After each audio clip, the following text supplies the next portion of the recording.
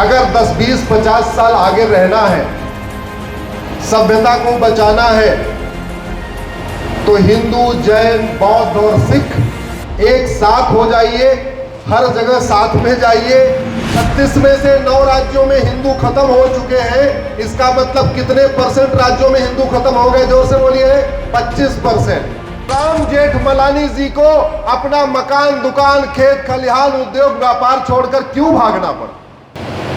भारत माता की, भारत माता की, भारत माता की। सबसे पहले इस पवित्र भूमि को प्रणाम करता हूं।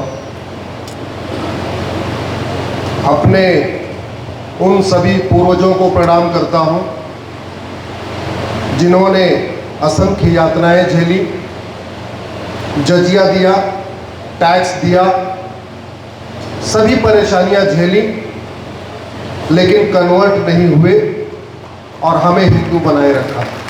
छत्रपति शिवाजी महाराज और गुरु गोविंद सिंह जी को प्रणाम करता हूं, जिनके कारण हमारी माताओं के मांग में सिंदूर है, हमारी बहनें मंगलसूत्र पहनती हैं, मैं रक्षा पहनता हूं, आपकी टोपी अलग तरीके की है, आपके माथे पे तिलक है।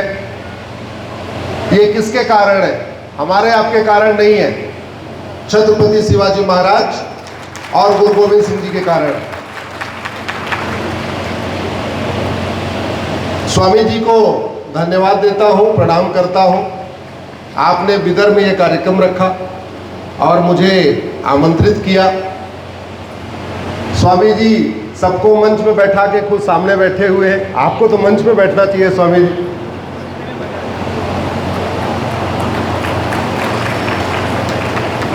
अभी आने के पहले मैं गुरुद्वारा गया। गुरुद्वारा जाके मैंने देखा वहां मुझे केवल सिख दिखाई पड़े। ऐसा क्यों? आखिर गुरुद्वारे में हिंदू, जैन, बौद्ध क्यों नहीं जाते? जैन मंदिर में केवल जैन क्यों जाते हैं? हिंदू, बौद्ध, सिख क्यों नहीं जाते? हिंदू मंदिर में केवल हिंदू क्यों जाते हैं? जैन, बौद्ध और सिख क्यों नहीं जाते?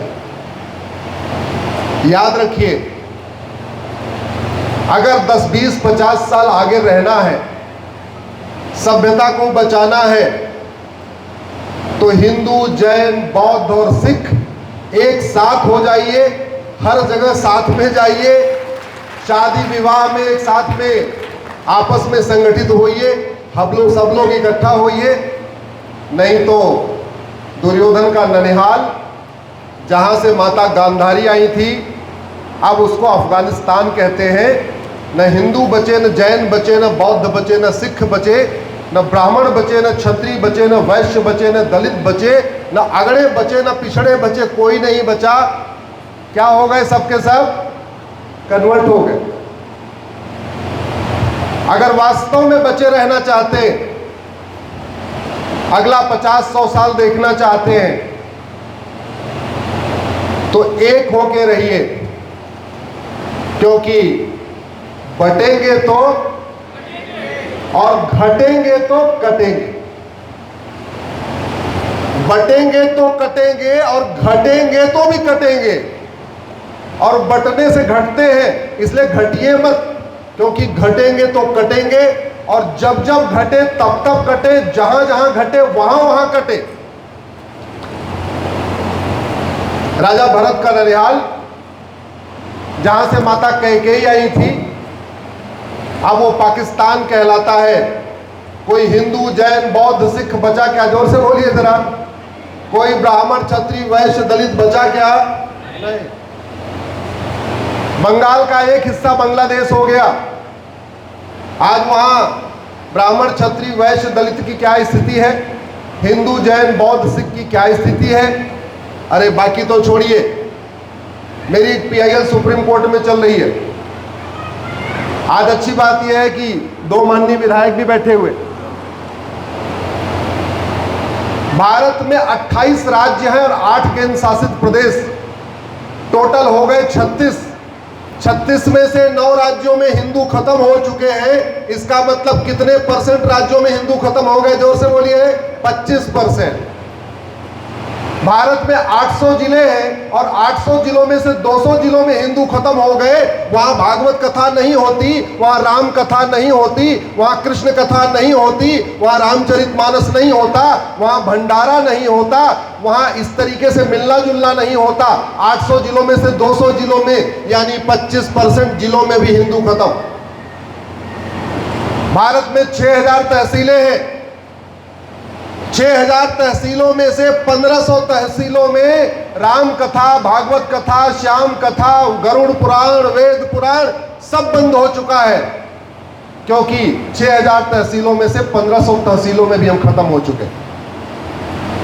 भारत के बॉर्डर पे कुल 300 तहसीलें हैं, चाहे वो महाराष्ट्र का बॉर्डर हो, उत्तर प्रदेश का बॉर्डर हो, बंगाल का बॉर्डर हो, या गुजरात का बॉर्डर हो, या राजस्थान का बॉर्डर हो। उन सभी बॉर्डर की तहसीलों की डेमोग्राफी बदल चुकी है। अब वहां पे भी धीरे धीरे मंदिर खत्म हो रहे हैं, कथा खत्म हो रही है, पूजा खत्म हो रही है, घंटी बजना बंद हो रही है। लेकिन दुर्भाग्यवश इतना सब होने के बावजूद भी आज भी हिंदुओं को जाति के आधार पर बांटा जा रहा है, भाषा के आधार पर बांटा जा रहा है, क्षेत्र के आधार पर बांटा जा रहा है, पंथ के आधार पे बांटा जा रहा है, अगड़े पिछड़े के आधार पे बांटा जा रहा है, दलित बनाम सवर्ण करके बांटा जा रहा है। याद रखिए, ये बांटने वाले तो मस्ती करके निकल जाएंगे, ये बांटने वाले तो 10-20 साल के बाद अपना जुगाड़ कर लेंगे, लेकिन बचोगे आप। आज मैं कुछ सवाल पूछता हूं बिदर की धरती से, और पहला सवाल मैं सभी राष्ट्रवादियों से पूछता हूं कि आडवाणी जी को अपना मकान, दुकान, खेत खलिहान, उद्योग, व्यापार छोड़ के क्यों भागना पड़ा?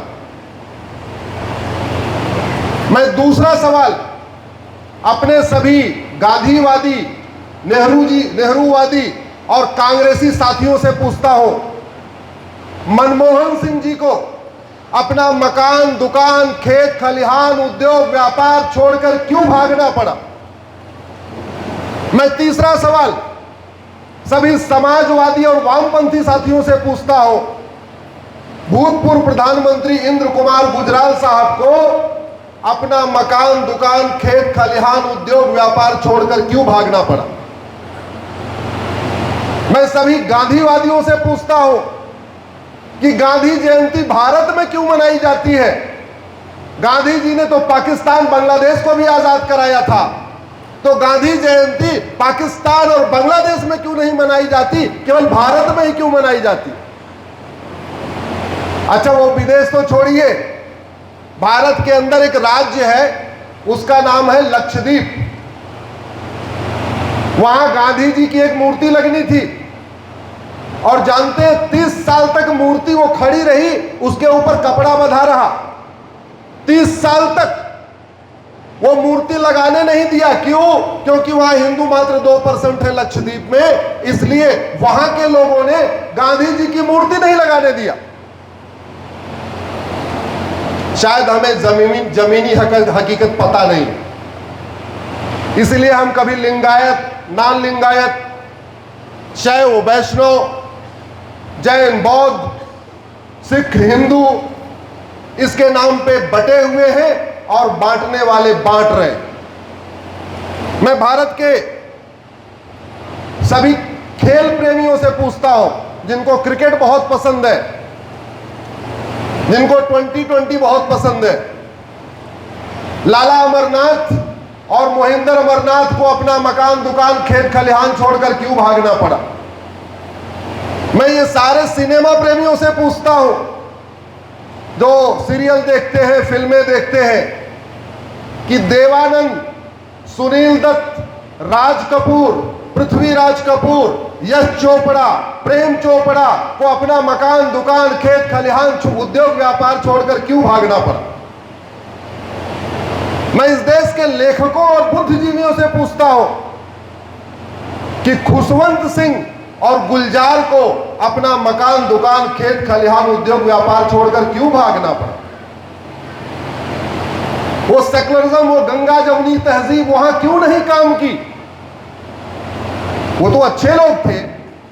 और मैं संविधान की शपथ लेने वाले सारे सुप्रीम कोर्ट और हाई कोर्ट के जजों से पूछता हूं,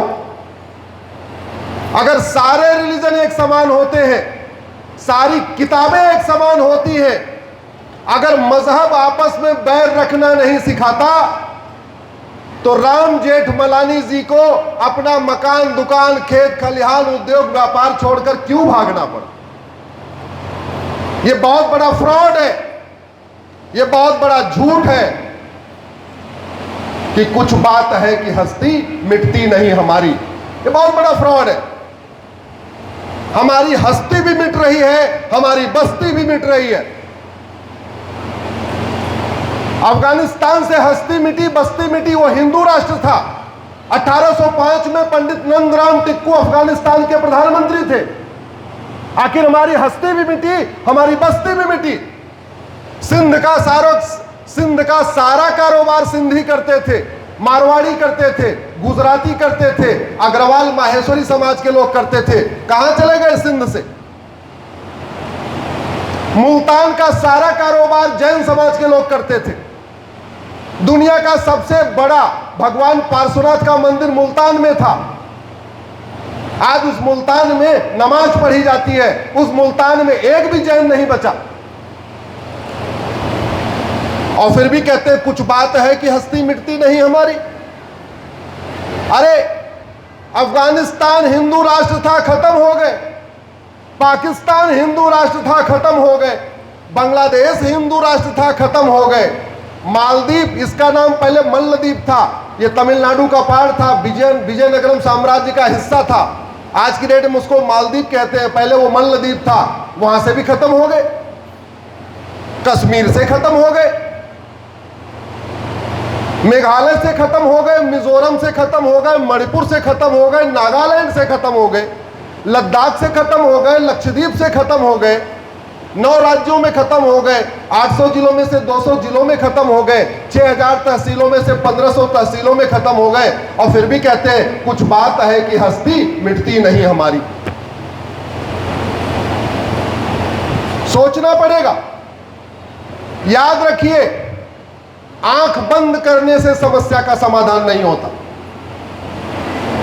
और जिनके भरोसे आप बैठे हुए हैं, अगर आप किसी नेता अभिनेता के भरोसे बैठे हैं कि 25 साल के बाद आपका घर बचाने आएगा, तो आप बहुत बड़ी गलतफहमी में हैं। सबसे पहले नेता ही भागते हैं। 1947 का जब विभाजन शुरू हुआ, जब मारकाट शुरू हुई, तो आम जनता पहले नहीं भागी थी, सबसे पहले नेता ही भागे थे।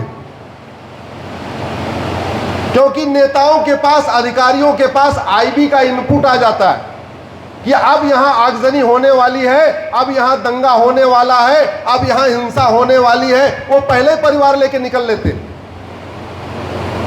इसलिए मेरा कहना है, जाति पात की करो विदाई, हम सब हिंदू। जोर से बोलिए, जात पात की करो विदाई, हम सब हिंदू। जात पात की करो विदाई, हम सब हिंदू। बचे रहना चाहते हैं, हिंदू बन जाइए। नहीं, ये गंगा जमनी तहजीब, ये संविधान, ये सेकुलरिज्म, ये कुछ काम नहीं आने वाला। जिन 9 राज्यों में हिंदू खत्म हो गए, वहां ये संविधान काम नहीं करता।